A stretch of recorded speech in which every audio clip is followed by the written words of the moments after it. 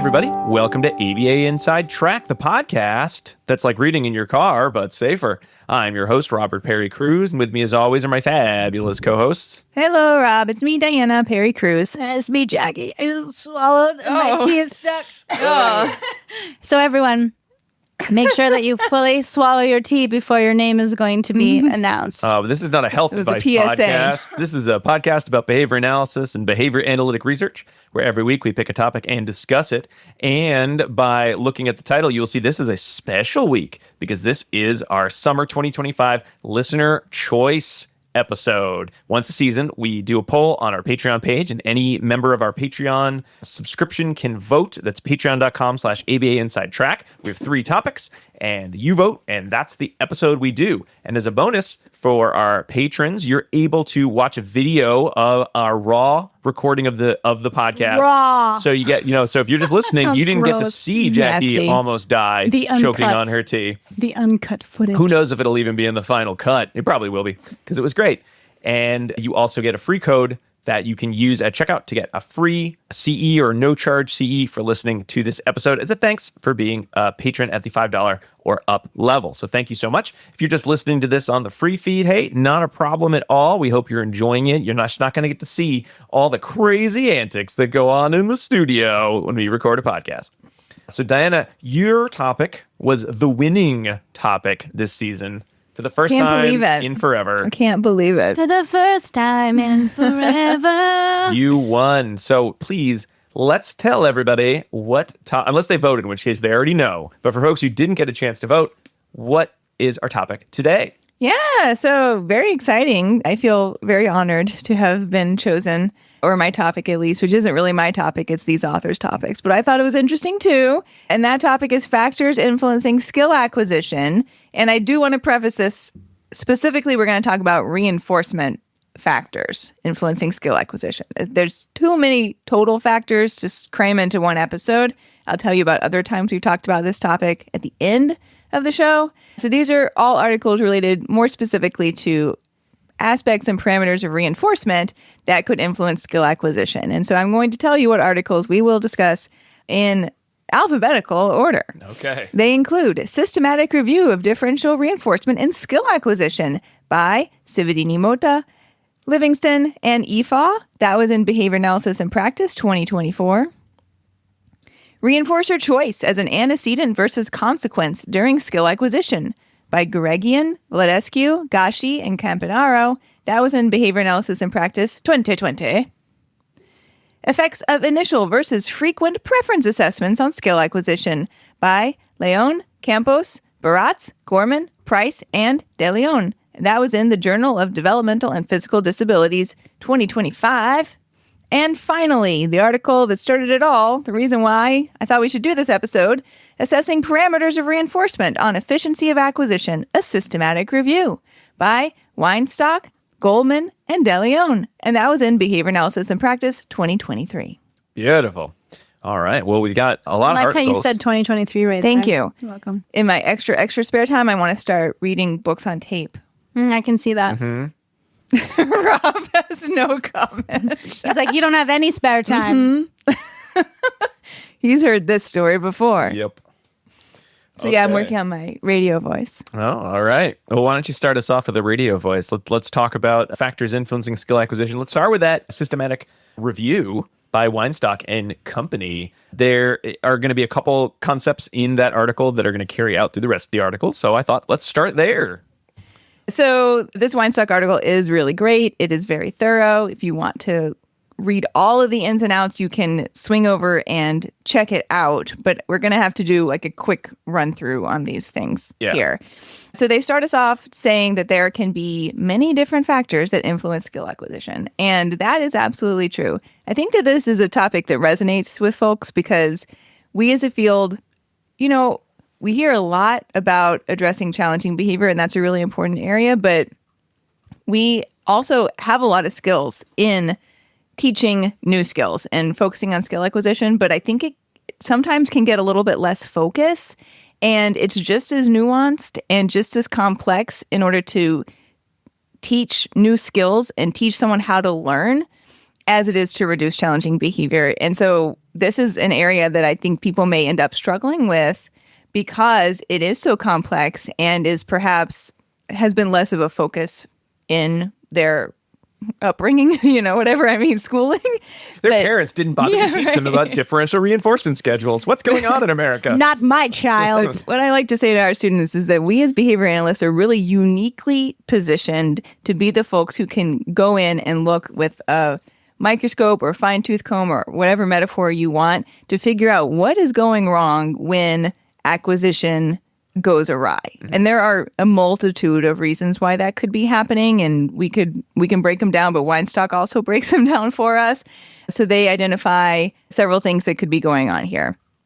Another thing really quick, Diana, before we sure. start, it's from the LeAon article later, but another piece is a lot of times we don't think about skill acquisition and efficiency until there's a problem. Yeah. But we should also be thinking ahead of, are we using the most efficient practices? Because we all probably have had learners that have made consistent progress and it's felt like this seems pretty good. But just because a learner is making progress in acquiring new skills doesn't actually mean they're maximally learning. So are there ways that we can improve what we're doing? So it's not just about either they're learning or they're failing to learn. It could also be they're learning as fast as they could, or they're learning at an okay enough pace. And since a lot of our learners are often playing, catch up on certain skills, or they're acquiring cusp skills, they're going to allow for later acceleration as they continue their learning. It really is important for us to not just be thinking about progress counts the same. There's different levels of progress. So we do want to be thinking about efficiency, even if everything is, as far as we can tell, going great for our learners. Yeah.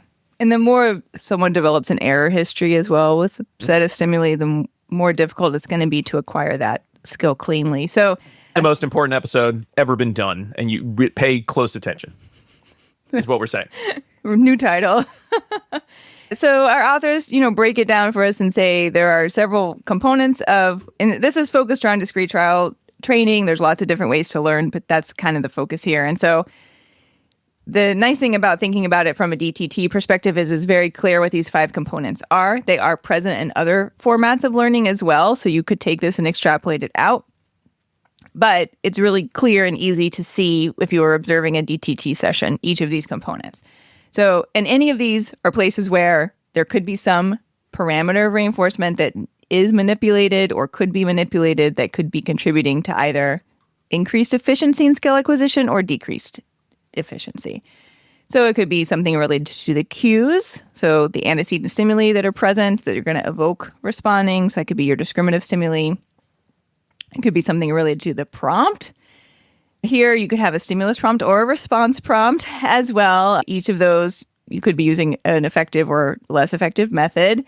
The response itself, that is not on you to control. That's on the part of the participant. Well, part of it's you, right? You have to make sure that have to do with how well you're prompting, right? And if they can actually engage in the response anyway, right? True. Like, if they only have, if they don't have any fingers, they can't point. Well, it should be a response that is within the repertoire or... You got really far in planning that TCCU program without checking the finger pointing ability. I know, maybe that's not, but you have to make sure they can actually engage in the response. The only reason I'm saying that is because I was watching a video the other day on YouTube and... The YouTube? The YouTube, looking for stuff for class, and the response that the person was looking for was like way outside what the kid could do, great point. Right. So, and I was like, oh, you're not ever going to be able to teach that skill because they don't even have the skills to engage in that skill yet. Yeah. There's not like any prerequisites there. So yeah, good point. So the choice of the skill that's being learned is another factor that should have been determined well ahead of time, but one could need to make adjustments to it if it's not appropriate. Fingers or not. Yeah. So it could be as simple as that. And then the consequence as well is something that could be addressed here. That's actually what all of these articles are going to discuss, is the reinforcement component. And then how you are addressing the intertrial interval, so the duration between the trials. Each of those could be where your skill acquisition program is meeting its downfall, any or all. And a good behavior analyst is going to be able to ideally go in and recognize what each of those components is, and then address how they might need to be changed for the program to then become more effective. And in the literature, this is usually, we have to if it's a research study, we got to break it down, right? We're going to address one tiny, tiny little piece of this question one at a time. And usually the way that this is addressed within the literature is what's called the race to the top. I know Rob is wanting to talk about the race to the top comparison. I think this is a design. I feel like every experiment should just be a race to the top experiment. There's only ones I want to read about. I want two experimental manipulations to go into Thunderdome. I want them both to enter. Only one may leave. I'm so tired of every experiment being like, when the results were idiosyncratic. It's like, blah, no. I want one to win. Well, I want some winners and losers. I'm American. You need to have a winner. You need to have a loser. You need to have an underdog story with a little research methodology you didn't think was going to make it, but then it does at the end because of coaching. Yay, alternative treatment design. You did it. You came through. Everyone was against them. All of the snobs were against differential reinforcement with extinction because it's a slob procedure, but then they won in the end. They won the big cup, and that's the procedure we use to this day. That's what I want. I like that narrative. It never turns out that way, but I can dream my big dreams about race to the top style research. Yeah. Even though there's a bunch of problems with it being not always there are great. Problems with it. Yep. And this article and our others go into some of those as well. That one of the real challenges here is that you need to use an adapted alternating treatments design, meaning you have two different, let's say prompting strategies that you're comparing, but you can't compare them on the same exact set of acquisition stimuli because if you teach one set of stimuli using happening. Yeah. Two ways, you won't know which one was actually effective. If only they forgot the stimuli in between trials, then it would be, yeah. So you have to find two ideally identically difficult sets of stimuli. Hard. Yes, to use in your acquisition. And that's why you end up with these types of studies where you're like, we taught 6 random symbols, and this one we call a zeep-zorp, and that one we call it a bloop-blorp. Because your improv class, then? That's really good. Shut up, bro. And so that's how you attempt to equate that, but then you've removed some of the applicability of the study into making it a little more translational. But that's why those things happen. And the idea is that you're looking basically to see what are the number of trials to criterion or some mastery level, and whichever system works better, whichever prompting approach works better, right? That's considered to be the quote-unquote better approach because it's more efficient. So it takes less time to get to whatever the end goal is. But there are all types of challenges that could happen along the way. They could influence that efficiency as well as, we could have conversations about whether that's truly the best measure. These articles also bring up that not a lot of studies actually include maintenance data or longer-term maintenance data. So efficiency of learning a skill may not really be reflective of maintaining that skill over time. But that's another conversation we can't have today because we don't have as much research to cover. No. All right. Yeah. So that kind of gets into a little bit of that systematic analysis going on here with Weinsztok and company. They looked at they looked at a huge body of research and said, all right, what do we know about different factors related to acquisition that may be important?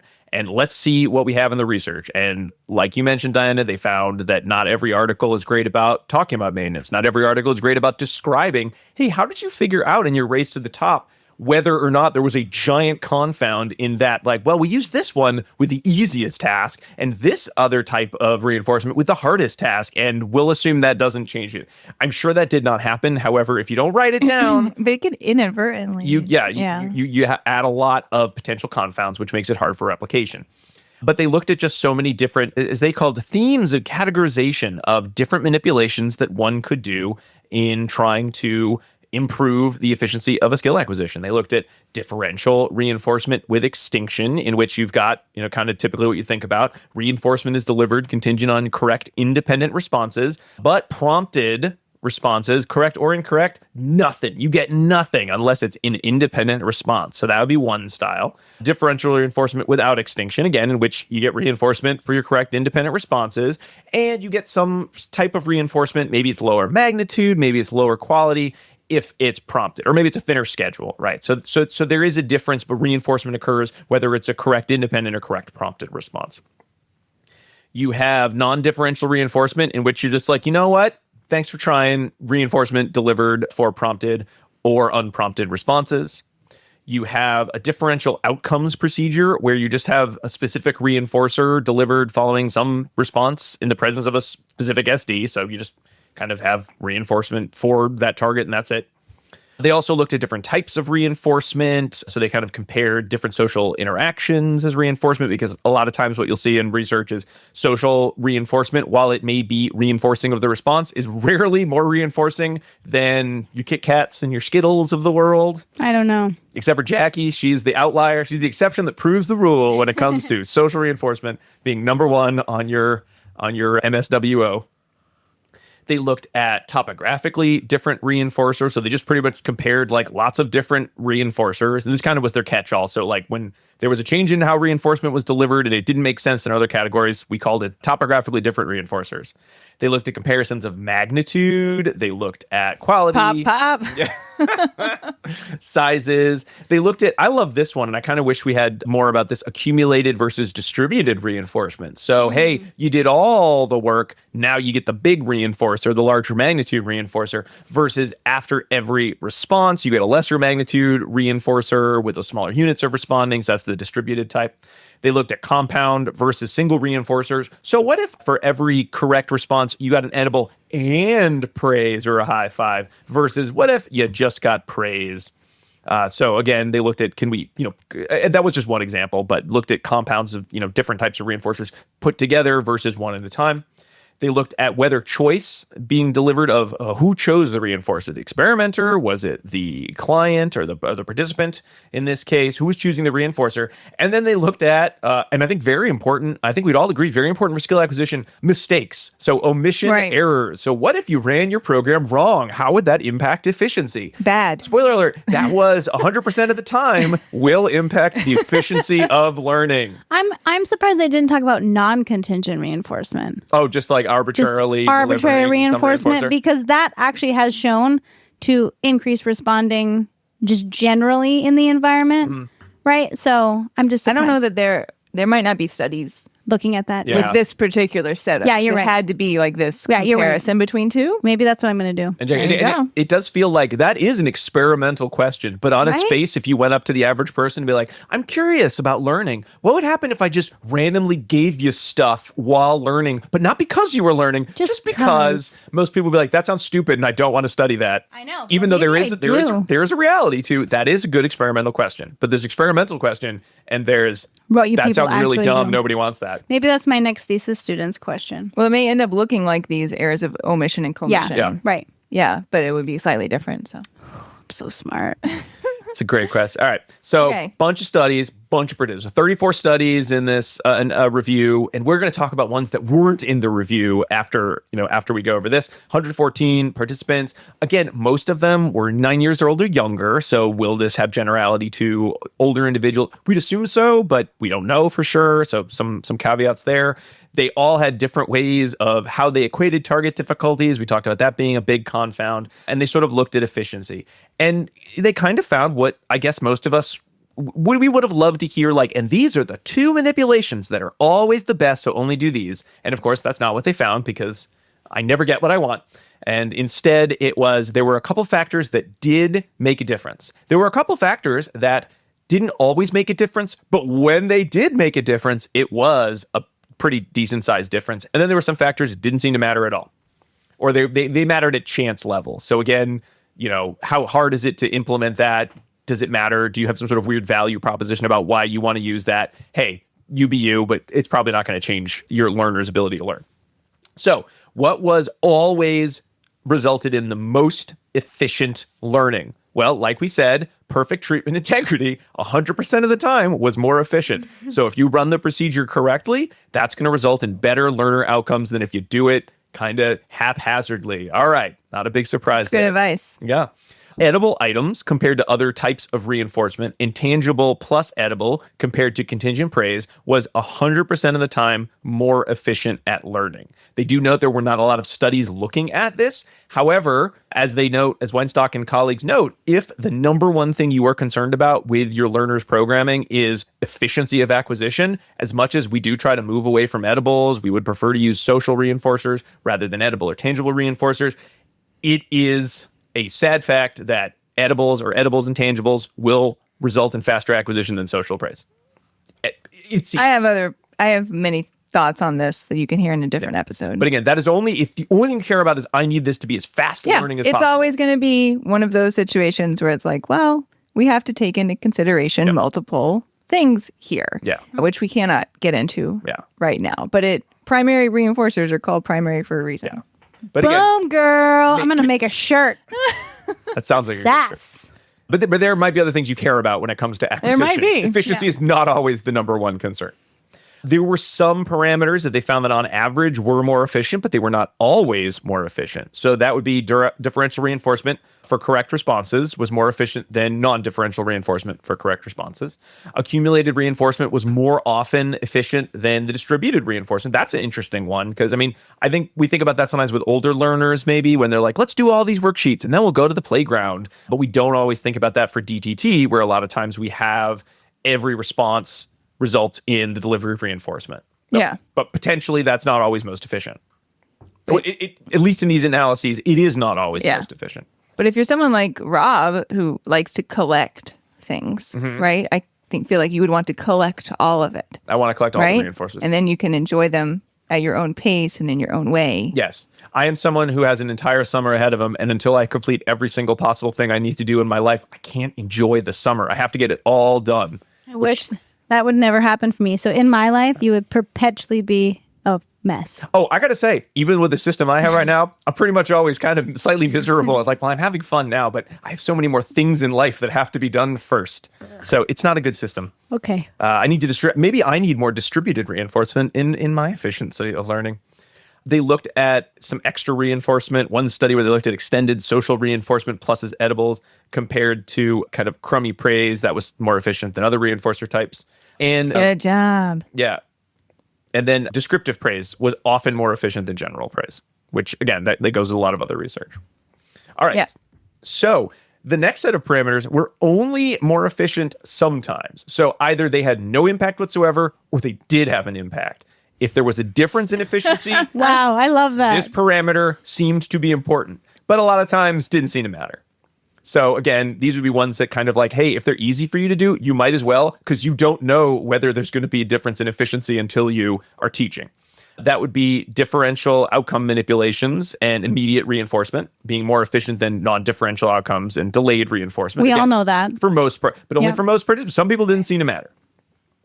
It's like only slightly above like 50% for their evals. Having reinforcer choice was more efficient. Anytime there was a difference in efficiency, having reinforcer choice by the participant was the more efficient than experimenter choice. However, sometimes it didn't matter at all to the participants. So it really varied depending on who your participants are. So that's one of those idiosyncratic ones. Delivery of preferred tangible items versus delivery of other items was rarely more efficient. But again, if there was a difference in efficacy, tangible was more efficient than some other ones. And that was similar to like tokens also were more efficient when there was a difference. And even then, not all the time. Some things didn't matter as much would be things like high magnitude reinforcement, compound reinforcers. This one cut me to the quick. Enthusiastic praise versus neutral. That's true. Didn't really seem to be more efficient than neutral praise. So all those people we have tried to do this study. Sound more fun. So many times. I have tried to do this study, I think 5 or 6 times.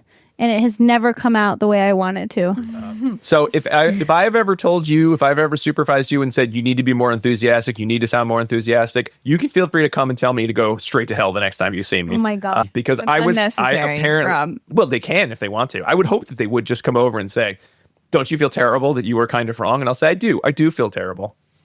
But oh well. I mean, again, is it going to hurt anyone to use enthusiastic versus neutral praise? No, not really. It just doesn't lead to more efficiency. Some learners may not like that. Yeah. So then it's going to come down to other factors. Yes. So again, we're only talking efficiency, and I think that makes it sort of like there's nothing here that we're saying, if you don't do this, you will get bad results. Just talking about the component of efficiency. All right.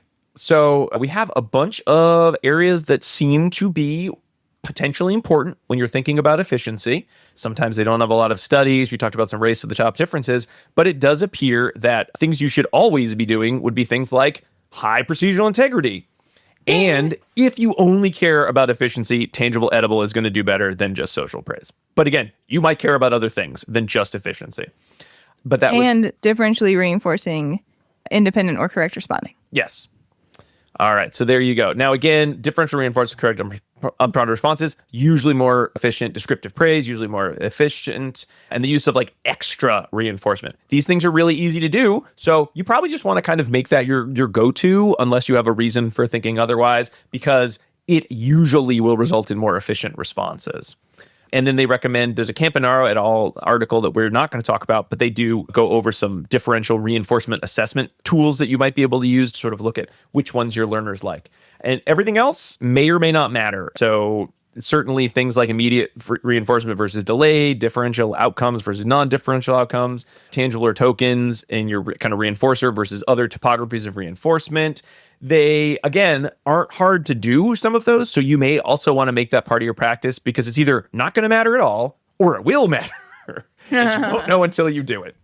So if you were coming in and observing a session and your teacher was saying something's going wrong, they're not learning the skill, you would have to look at all those 5 areas that we just talked about, right? So the initial cue, the prompt, the appropriateness of the skill being taught, right, Jackie?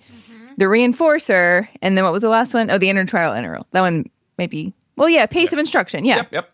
So you're going to need to be looking at all of those things.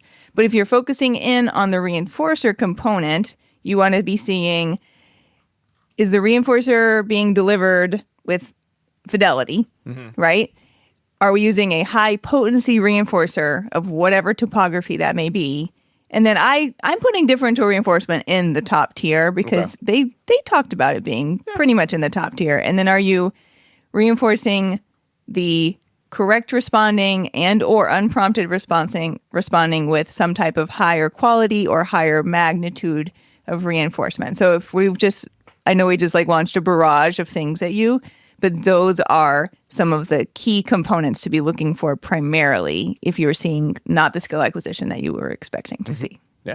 Helps. Yeah. We, again, don't know. We talked about some of the challenges with this type of race to the top research. We also don't know, is efficiency related to maintenance? A lot of fluency. Yeah, we don't know. Training would probably say likely, but we also don't know. So you could be like, we learned this skill really fast, and it's gone in a week, even though we used all of the. It's like my whole life.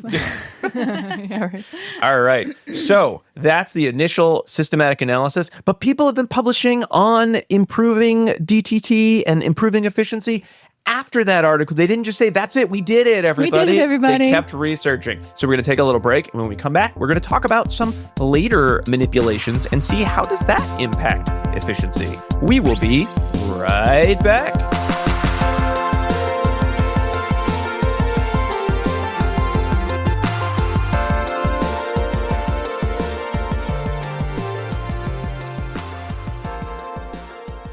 Hi, do you want to be a BCBA, also known as a board-certified behavior analyst? Sure, we all do.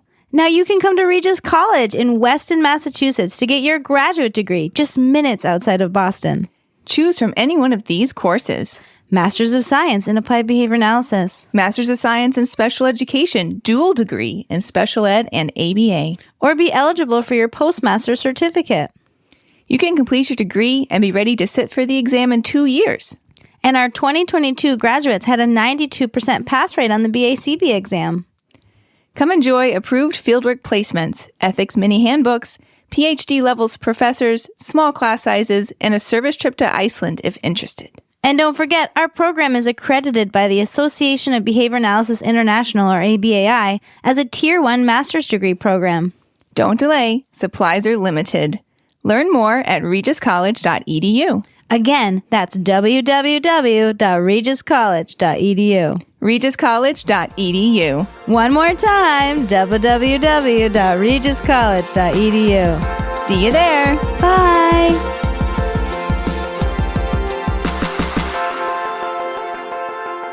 And we are back talking about factors influencing skill acquisition. But before we continue, I want to remind all of our listeners that ABA Inside Track is ACE and QABA approved. And by listening, you're able to earn 1 learning credit.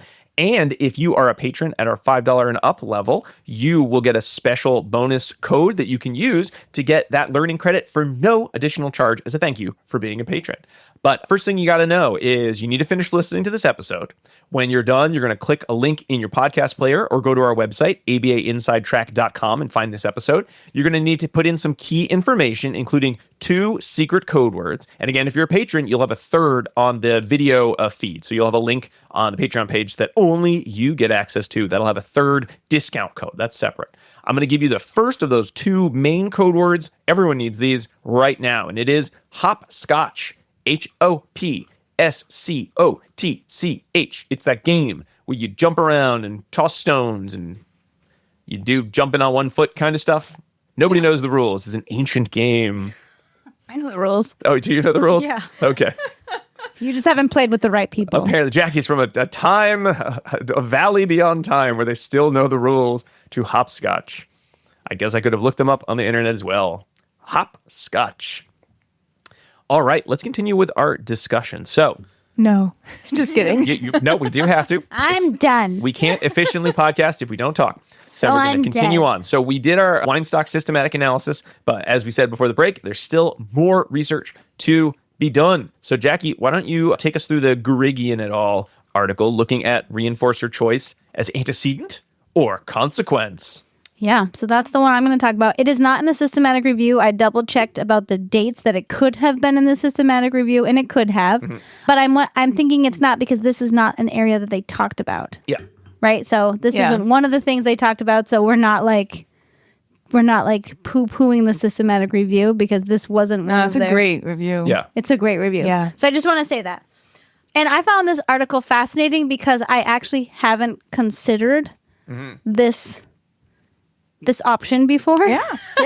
Right? When I mean, I'm like, oh yeah, I could do both of these things. And so I have considered it. Oh, good for you. But not experimentally. Right. Yeah. I've not considered it at all. And so what they're talking about is when should you provide the choice on what reinforcer you're going to get when you're doing skill acquisition. Mm-hmm.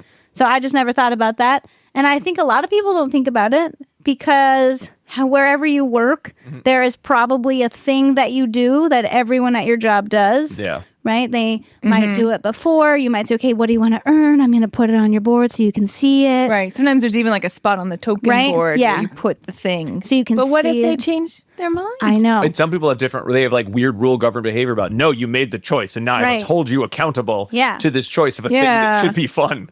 So they say both options, if you're doing it before or after, they have benefits, right? With the antecedent, then maybe it's going to influence motivational operations, right? Because you see what you're earning. Like, okay, once I finish this stuff, I'm going to be able to skateboard because I see it on my token board. But if it's consequence, if it's after your skill acquisition, then it's going to actually play what's currently what you want, right? So whatever your preference is at that moment, you might not want to skateboard now after you've done that work.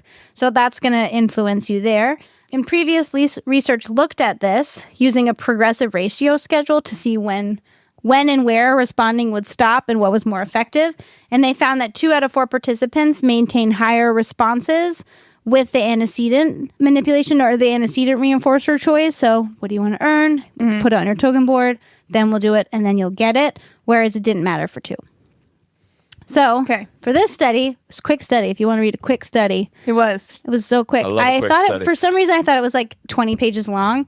And then when I opened it to read it, I was like, whoa. Yeah, it's like only 7. 5. Yeah. Oh, did you ever have that great feeling where you've got like a big stack of papers and you're like, this is a long study. And you realized you forgot to print it double-sided. Oh, yeah, that's I don't know. No one except you prints out. Yeah, I love to have tangible copies. No, but I do love articles. it when you're like, ooh, this one's long. And then it has like a 5-page table in the middle of it. Table or all the references. All the references. All the references. Yeah. It's a 1-pager, but I got so many references. So this study wants to extend previous research, but replicate previous research by looking at what is more efficient or effective with the antecedent choice of reinforcer or consequence choice of reinforcer, but not using a progressive ratio schedule, just using conditional discrimination skill acquisition. And so they have 3 participants, ages from 5 to 9, all were diagnosed with autism. They had a history of conditional discrimination, and they all had scored low to moderately low on the Peabody Picture Vocabulary Test, which I love. PPVT. I used to love running that assessment, even though I wasn't supposed to or authorized to do it. I just loved it. Just run it for fun. I used to run it for myself. Like, do I know all these? So they did it at the participant school in an empty room. They had, things that are in a classroom. Pencils, timer. They had stimuli binders. Do you remember using stimuli binders? Oh, yeah. So a place that we all worked at used to do this type of conditional discrimination, basically. And I want to explain it for people. So the binder's pre-made, right? And one page has the stimuli, the stimuli that you're going to observe. Mm-hmm. And then you flip the page, and then it's the comparison stimuli with the one on top. And then you just keep flipping the page. And all of the stimuli are there. So I think you could probably find those somewhere.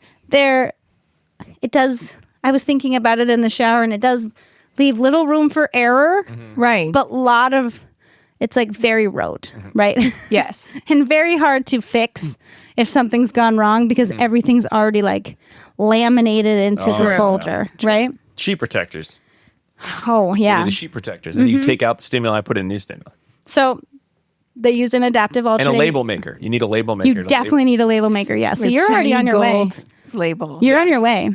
So they used an adapting alternating treatment design to look at correct prompted and unprompted responses, but on the graph, they only looked at unprompted responses.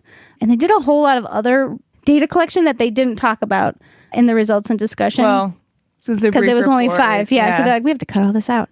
So they measured the time within the trial, like how long it took, and how long the reinforcer interval was, but they didn't report on that. And didn't even kind of give us like a what happened. So they just did that. They only graphed the unprompted responses. The IOA and PI were high. They first did a preference assessment of color, and the 2 highest colors they put on top of the binders, the stimuli binders, and had a corresponding token board with the same color. So that, right? So let's say antecedent. What's your favorite color, Jackie? Mine is green. Okay. And brown. Oh, see, we have the same. So I'll do orange. Okay. Or mustard gold. Oh, okay. Okay. All right. Those are my top 3, 4. Well, I mean, we're obviously both autumns. Yeah. So. So I would have chose green for my antecedent stimuli board and brown for my consequence stimuli binder and corresponding token board because, right, the reinforcer quantity is the same. And the colors were assigned. The tokens were the same color. You earned 3 tokens to receive the reinforcer. They did a pre-test to make sure that the participants didn't know the stimuli. They used a constant prompt delay with a gesture prompt. And they started with a 0-second delay. And in order to move through the prompts every 5 seconds, you had to get 89%. And then once you were getting 56% correct, then they moved to differential reinforcement, where a prompted response received only praise and an unprompted was praise and a tangible and a token, right? So there we go. In baseline, they opened the binder, they provided the SD, and then they praised general behavior, but not specific behavior so that you could see where people had been taught yet. Right? Mm-hmm. And then for each the antecedent condition, they prompted to touch the antecedent condition binder. So for me, that would be green binder with the corresponding so it means you token. Selected your thing beforehand. Yep. So I touch the binder first. Okay. The binder comes over. Then they show me my reinforcer choice board. I choose whatever's on the reinforcer choice board. I put it on my token board that's the same color as my stimuli binder. Mm-hmm. And then I go forward and move it. And then once I earn 3 tokens, I receive whatever I chose. Okay. Right? And so that's what they did for the antecedent. For the consequence condition, they prompted to touch the consequence condition stimuli binder with the brown one. The brown one with corresponding token board. They ran through the responses, and then at the end, they said, pick whatever you want. After and then they did the 3 responses, right? And then they get to choose what they want. So that's all they did. And for one participant, both conditions were similarly effective. And they suggested that maybe that's because the token exchange was the same at FR3. Who knows? 3. 3, yeah, that's like 10 is kind of more common. And that's what they said. Yeah, they said maybe it was too short, right? And so it didn't feel like you had to wait. I agree. Right? Yeah, so they didn't know. Someone could replicate this. Yes, they really could. And 2 participants did better with the consequence condition. So opposite of what was found That's before. what they said. And they said, who knows why? Maybe it was the FR3. Maybe it was the progressive ratio. More research is needed. So It's going to be there a you theme. But there's a one theme more throughout this factor one. that we hadn't talked about yet. that's right. Yeah. Okay. All right. So I'm going to jump in and talk about Leon and et al.'s article looking at the effects of initial versus frequent preference assessments on skill acquisition. So we were talking about, where do we deliver the reinforcers? Well, how do we know that the reinforcers that have been identified are still serving as high quality or high magnitude or, well, I guess in this case, high quality reinforcers? And is there a way to take advantage of sort of those natural human fluctuations for reinforcers? So this is, again, kind of a replication and extension of previous research that has looked at kind of how reinforcers are determined and varied. So again, we all know that we should use preference assessments. However, Graf and Karsten in 2012 did like a survey about preference assessments, and a lot of people said, I don't have time to do preference assessments. 70.4% said, well, actually 74% said that they used the paired stimulus preference assessment. And a lot of people said, I don't have time. And one of the comments they made is, that preference assessment does take a long time. What if you used a quicker preference assessment, like maybe the multiple stimulus without replacement preference assessment, which apparently only 20.4% of respondents are using. Now, I don't know if that's a 2012 problem, but like, I'm always shocked when people are like, I love the paired stimulus. And I'm like, what are you, like my grandma, dude? Like, get with the times. Brief MSWO is where some it's participants at. can't scan. I understand that there are some participants that can't scan. But if they can, the MSWO is superior. Let's say in these situations, people tell me that like this is the only preference assessment I have ever heard about, and it's the best one that ever exists, as opposed to there are times it is and is not the best preference assessment to use. So in any case, little side rant. I like to have a side rant. It's fun.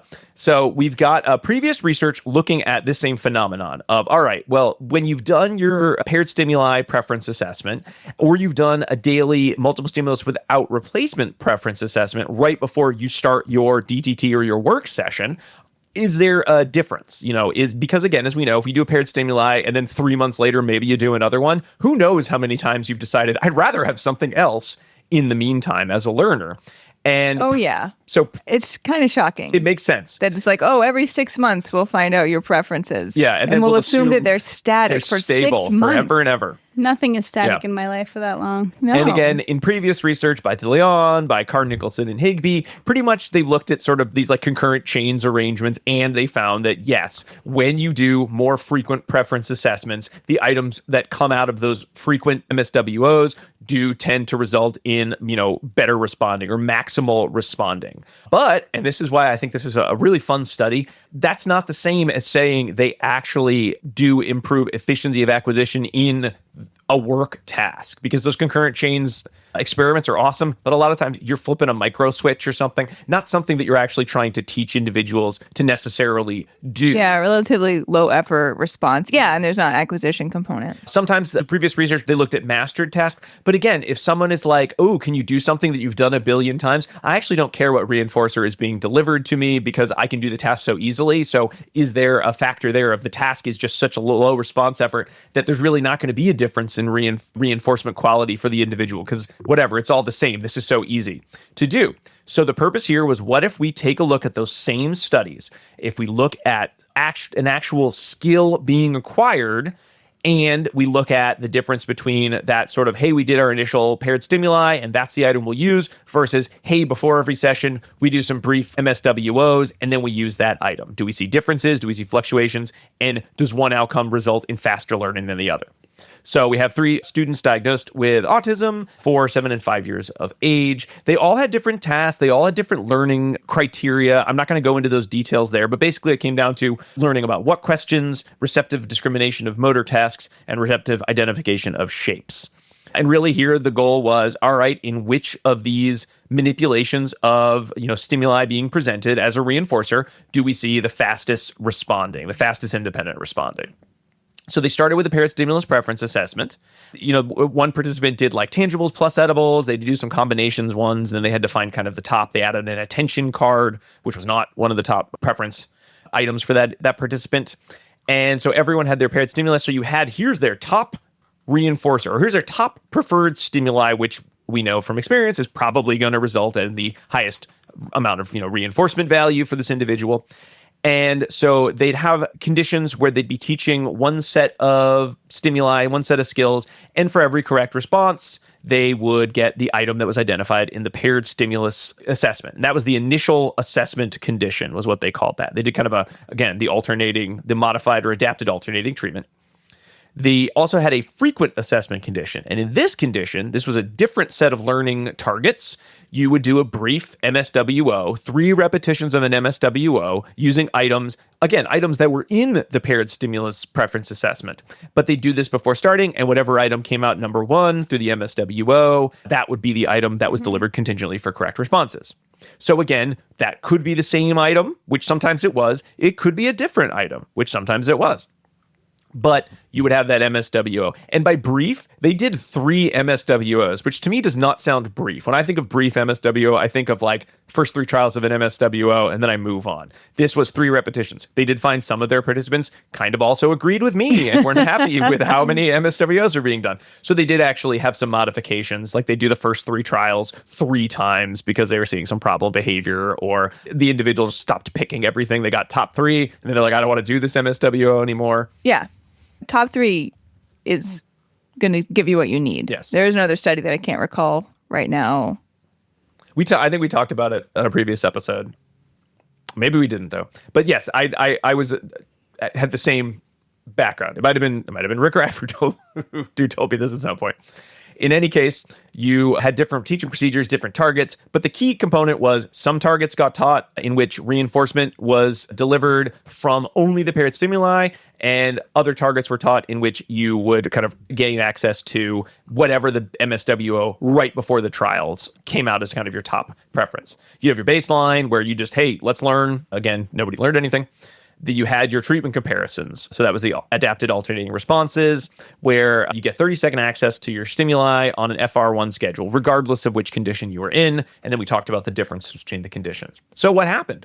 Well, 2 participants acquired the targets faster when they were in that frequent assessment condition. So again, MSWOs right before the trials began, and then whatever item came out number 1 in MSWO, that was the one that was contingently delivered. One individual even plateaued when they were using that paired stimuli item over and over and over again, and they had to switch to the frequent. They never quite made it to mastery. However, they did start, they did show an increase to about 80% correct responding with that switch. One participant really didn't show any difference. However, it was kind of odd in that a lot of times this individual's, Matt was the participant here, would choose a stimulus. Choose a stimulus different from the paired stimuli assessment during their MSWO. And that was, as they refer to, they wondered if this was maybe the save the best for last phenomenon. That is literally what they call it. And I was like, give me more definition of what that is. Like, nope, that's what it is. The idea that the individual picks the thing they want the most last in the preference assessment. A lot of people would do that. I thought they'd have a fancier term, but no, that's what it is in quotes in the article. And what they're wondering is, as the participant did more MSWOs, you started seeing them choosing what they believe actually was their highest preferred item more quickly within the chain of events. So they're wondering if they didn't see a difference for that participant between the initial and the frequent sense. Because they were learning the contingency of no, actually pick the thing you want to have, and it will be delivered contingently on correct responses. And if they'd understood that contingency, again, that's hypothetical. They don't know if this is the case. Would the frequent MSWOs actually also have been? Would have been 3 out of 3 more efficient? And I'm blanking right now, and you probably said it, and I missed it, but now I'm coming back to it because I have more questions. Was it a 5 or a 7 MSW? I know it wasn't a little one because that's one of the limitations. I do not remember. Okay, if it was. I believe it was 7, but I don't remember. I think it was 7 too. But I'm also wondering what future research could look at is like a paired stimulus preference assessment with like the top 2. Like, which one do you want? Oh, that was like 8, or that was the right. No, I know, but if you did a shorter MSWO, which they say for future research, and a shorter preference assessment before, would you get different results? I don't know. I mean, the key thing they also noted was when you compare, all right, well, how many times did the MSWO result in the participant choosing a different item than they'd chosen in the paired stimulus. And for each participant, it was like about half. So it was like 8 out of 15 for one, 5 out of 9 for another, 5 out of 7 for another. So it was either half or more than half. Right. So pretty much, even though they had some stable preference, 2 of them had pretty stable preferences for high-ranking items. And again, one we talked about sort of kept flip-flopped sort of what was their lowest. It seemed like their lowest might actually have been their highest because it shifted over time. Really, that makes sense in terms of why the frequent assessment would result in faster acquisition, because there was definitely a fluctuation as to what the individual wanted. So one would say, hey, were they actually being delivered the most preferred item per session? And the answer would be no, probably not. Yeah. So it does seem like, hey, you know what? Let's look at future research. Like you said, Jackie, can we do shorter MSWOs to get similar results? Like a 1-session MSWO, would that be good enough? We also certainly don't know anything about things like maintenance, some of the other questions we looked at. Should we be doing this assessment before like every session, or would it be like we do one every morning and then that's that highest item throughout the rest of the day? You know, like how boring. That would still be boring. Yeah, what's the time kind of capacity for where are these fluctuations? And we also have to be thinking, even if it were, well, you should run an MSWO before every single session. That also starts becoming a big kind of time suck too. It does. So they might be bored of choosing. They might get bored of choosing. So like this, just give me what I want. Where's the time frame we're looking at to sort of capture this increase in efficiency? So still some research there, but it does appear that if you are only doing one preference assessment and then that top item is the same item that's going to be presented for the next 3 months or whatever, you are probably not helping your learner learn in the most efficient way possible. All right. And then we got one more. Diana, let's look at another. If you thought systematic reviews, if you're tired of those, well, too bad. We got another one. All right, I'm going to review this quickly. There were not really any new articles on differential reinforcement that weren't covered in the Weinsztok. So, but I really like this topic, and I think it's really important when we're thinking about skill acquisition. So more recently, there was a new systematic review of the differential reinforcement articles. So that is what I have to review for us for today. So the previous differential reinforcement review was in 2010, Kodak and Vlad Askew. And at that point in time, there were only 4 articles that they could review in this format related to differential reinforcement effects. So an update was due. At this point in 2024, they had 10 articles to talk about. So the Cividini-Mota article. Like an 100% improvement. That's right. Yes. Amazing work, everyone. We did it. So they took those 10 articles that they now had and took a look at all the varying factors related to differential reinforcement that were present in those articles. The participant demographics were pretty much the same as what we've reviewed already. Mostly it was learners under 12 with some type of developmental disability, autism, Down syndrome, etc. They targeted a wide range of skill acquisition programs, but all were ones that they could do sort of that comparison that we've been discussing. So things like discrimination tasks, tacting, sequencing, imitation. And they also looked at the reinforcer class. Most of these articles used edibles as the reinforcer, paired with praise. One used tokens and praise, and one used toys and praise.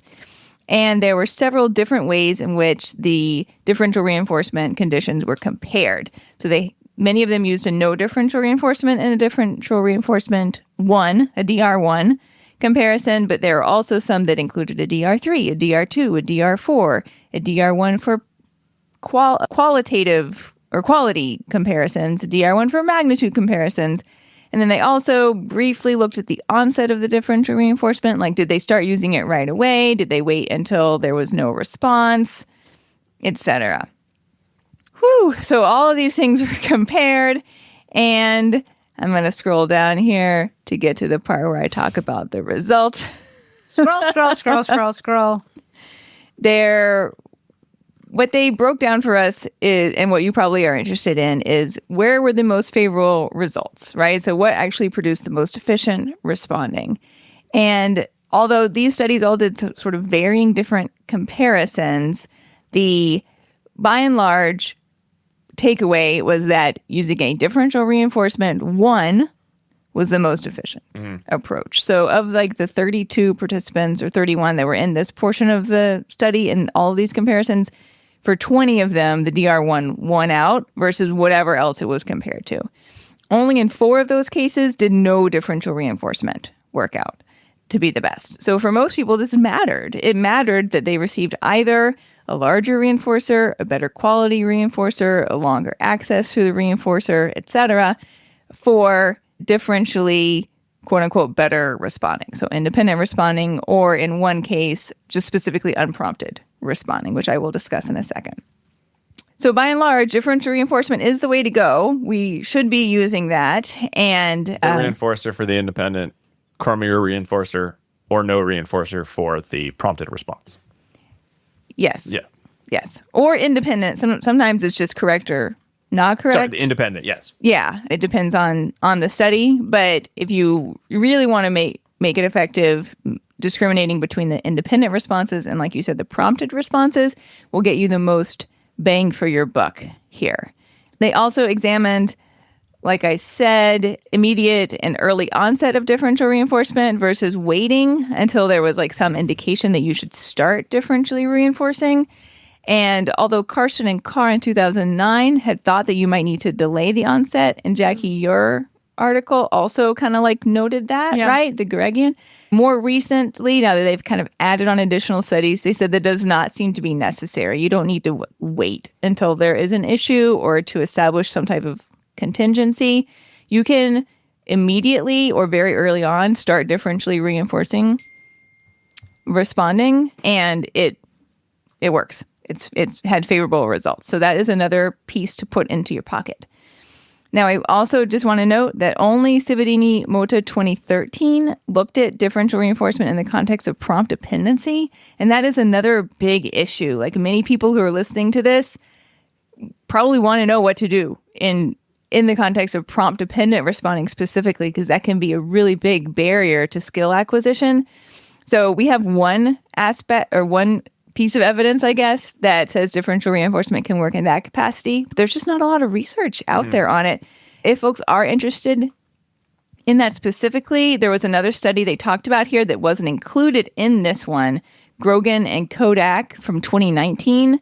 They also looked at prompt dependency and had some suggestions, but they didn't include it here because it wasn't one of these like race to the top kind of comparison studies. But they looked at differential reinforcement compared to other prompt methods. So there were other things you could do in addition to differential reinforcement. So that one's worth checking out as well if folks who are listening have that particular issue that they need to address. So another great systematic review, differential reinforcement is, to me, a really important component of skill acquisition. So it's one that should be included, and you can check out all the ins and outs of how these studies were or looked at this in that review. All right. Well, let's move into dissemination station and sum it all up. All right. I started early. That's okay. So a couple caveats. Certainly, we know that this isn't an exhaustive amount of research. We have issues with race to the top. Is efficiency always the most important factor for your client to take into account?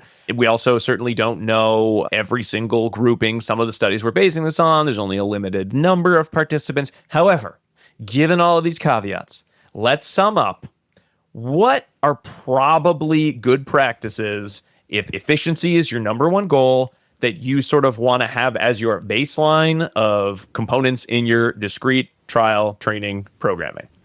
Or any program. Right. Do your assessments.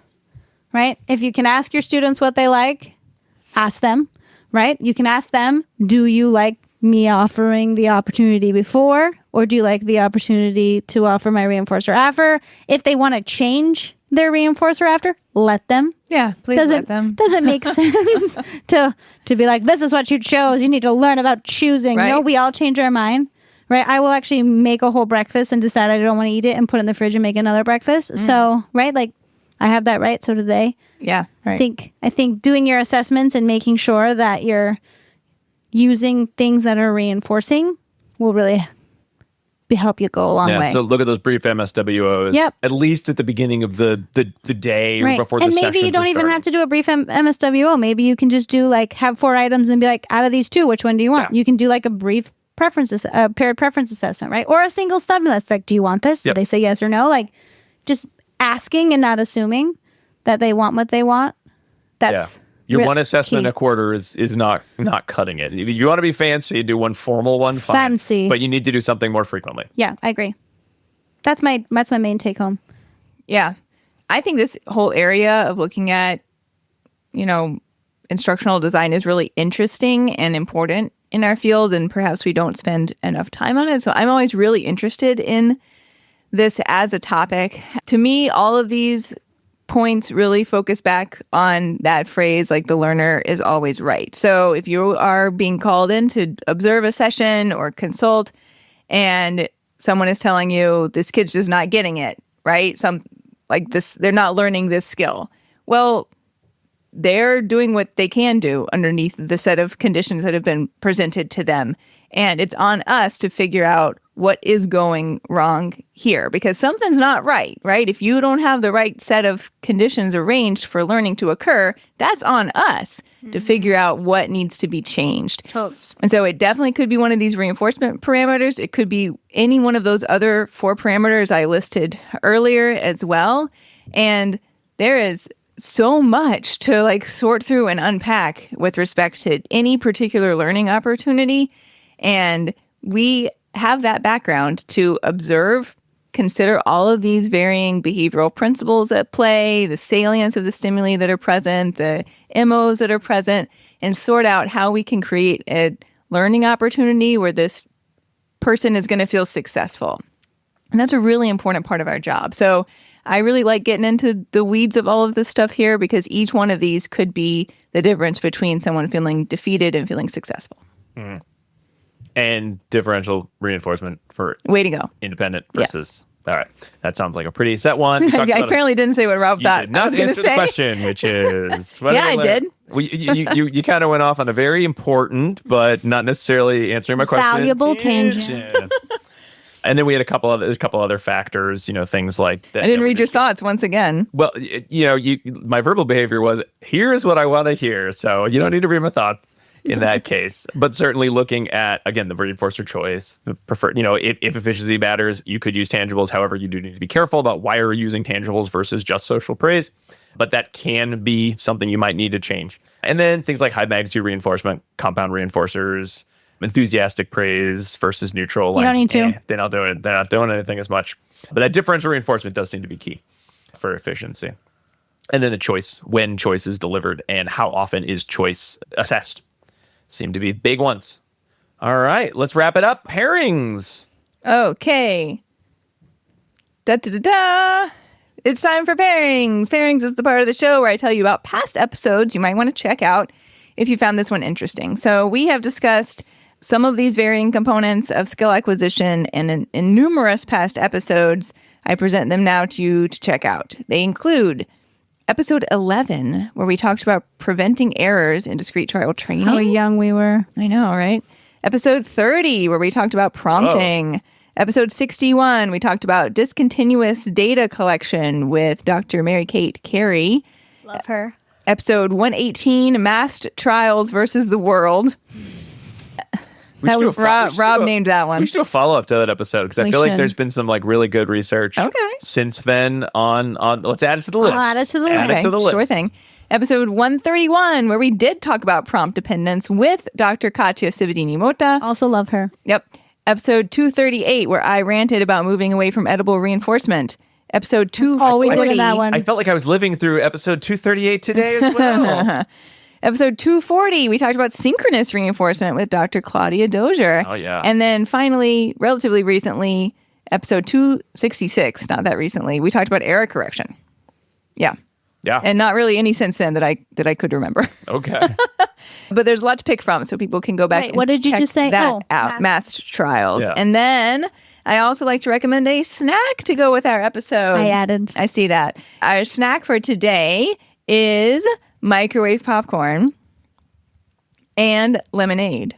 And the reason why it's microwave popcorn is because I feel like there's a lot of differential reinforcement involved in making microwave popcorn. Yes. Because if you open that door too soon, you are going to get a lot of extra kernels. And if you open that door too late, you are going to get burned popcorn. And if you rely on the ding, that is a false SD for opening the door very often, because it will often be on one side or the other of that. So it's really an art And it's also an art to make lemonade, There you go. right? If you put too much sugar in and not enough lemon, then nobody wants to drink it. If you put too much lemon in and not enough sugar, everyone's going to go make the face like, right? Yes. So I knew where you were going.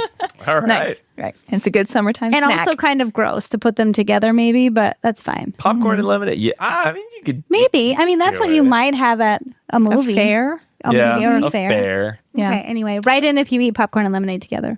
All right. I'm waiting. Make sure you like and subscribe and smash that some kind of button. Smash the button Let us know in the comments. down below. Where are these comments? Who knows? I love when people Okay. say down below. Down below. I hate all that. There's crap. no videos. Except this is a video. This is a video. Not for everybody. So not everyone got to see you point Is the at camera? nothing. Oh, It's right there. I thought it was this. oh my For god. 2 seconds, I'm like, I'm not in this at all. Jack- No, without you've been the- in it the whole time. You've That's been- fine. you've pointed been in right in your frame. face. I Oh, did it's this a long fine. time ago. That's awesome. I did. That's why I haven't looked at the camera because I didn't know where it It's a was. hidden camera. If you looked at the camera, you also would not be looking at your mic. So your That's sound true. would be like, Okay, well, I didn't look at the there we camera. go. Okay. Hey. All right. Well, thanks so much. That brings us to the You're end welcome. of the episode. Thank you all so much for our listeners for voting on this topic. Thank you so much for supporting us on Patreon, patreon.com/ABA Inside Track. Don't forget, go to the video link. I'll have this link, but not everyone can access it, so that you can get your bonus discount code to get a CE for this episode for no additional charge. But everyone, don't forget, you need your second secret code word. It's right now. It's jump rope. JUMP space ROPE. If you put them together, it's not going to matter. Did you know I bought that today? You No, bought a jump I rope? didn't know that. Yeah. Jump rope's Well, fun. good for you. Yeah. It's good. It's heart healthy. I know. And it's bone healthy. That's why I bought it. Oh, Nice. Because of the smashing on the ground. that's good for your bones to smash on the ground repeatedly? Yeah, it makes them stronger. Okay, great. I like a good jump rope. Jump rope is your code word. Jump rope.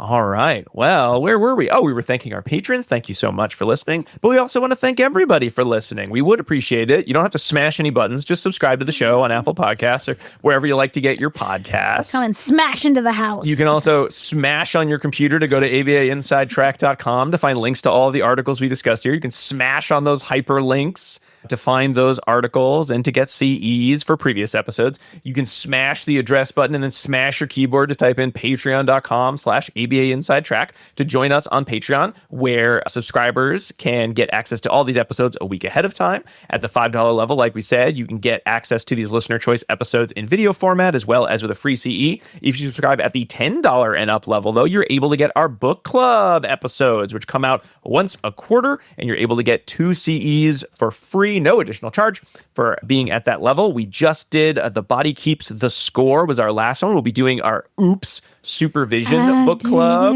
There we go. Every episode must have that now.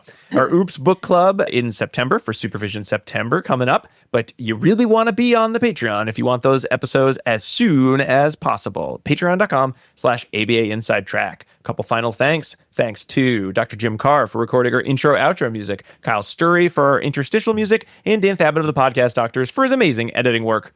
We'll be back next week with another fun-filled episode. But until then, keep responding. Bye. Bye.